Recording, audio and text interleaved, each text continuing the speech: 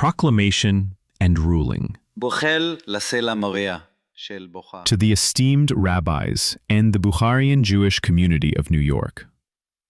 In recent years, a ruling has been issued by certain rabbis in Queens to change the long-standing Bukharian custom to recite the Sheva Berakhot, 7 blessings, only in the groom's home, contradicting our generations-old tradition of reciting the 7 blessings at every meal in which the groom and bride are present.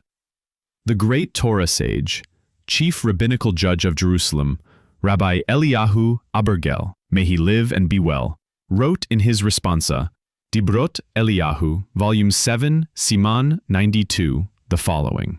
שבהול בחיל של בוכות. From all the above, it is clear that this custom, practiced by many Sephardic communities, especially those from North Africa and Morocco, to recite Sheva Berakhot at every location where the bride and groom are invited, and a festive meal is prepared for them with new faces, panim chadashot, is firmly grounded in sacred tradition. Perhaps even Maran, the author of the Shulchan Aruch, would agree, in our times, when there is no designated wedding canopy, chuppah, throughout the 7 days for the bride and groom, except for the initial ceremony in the synagogue or hall. Afterwards, the chuppah is taken down. Certainly then, every place where the bride and groom are invited becomes their chuppah location and is referred to as the groom's house, Beit Chatanim, as clarified by the aforementioned halachic authorities. שאם לחיל של בוכות. Those who follow this practice should continue doing so, and those who challenge it, their position is the weaker one, especially in the face of a custom firmly established upon the foundations laid by early and later halachic authorities. End quote. So too ruled the esteemed Rabbi Eliyahu ben Chaim, chief rabbi of the Mashadi community and Av Beit Din of Badatz Makor Chaim. May he live and be well. So too ruled the revered Rabbi Meir Mazuz in his works Beit Ne'eman and Makor Ne'eman. Part 1. So too ruled the chief rabbi of Jerusalem, the great Rabbi Shalom Mesas, in his work Shemesh Umagen, Volume 3, Even HaEzer, Siman 24.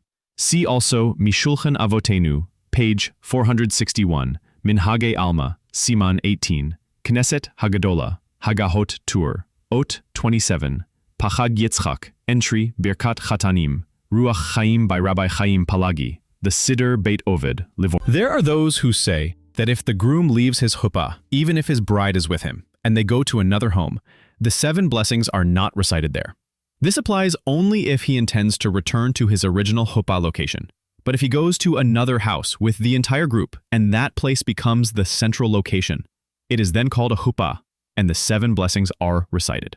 Similarly, if the bride and groom go to another city within the 7 days, and they do not plan to return, the blessings must be recited there as well. See Shulchan Aruch and its glosses. The Taz wrote that nowadays, the 7 blessings are recited even in a place where no chuppah was held. So ruled the Maharal of Prague.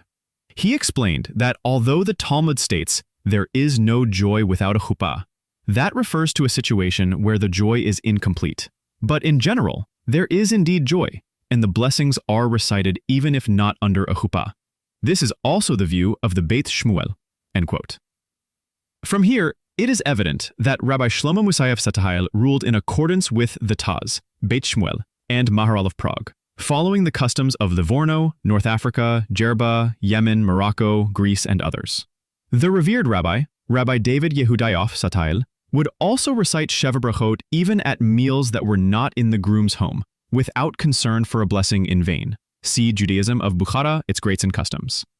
In any case, where there is an established custom, we do not apply the rule of Saifik Brachot Lehakel to refrain from a blessing in doubt. Yabi Omer Sathaif 4. Conclusion.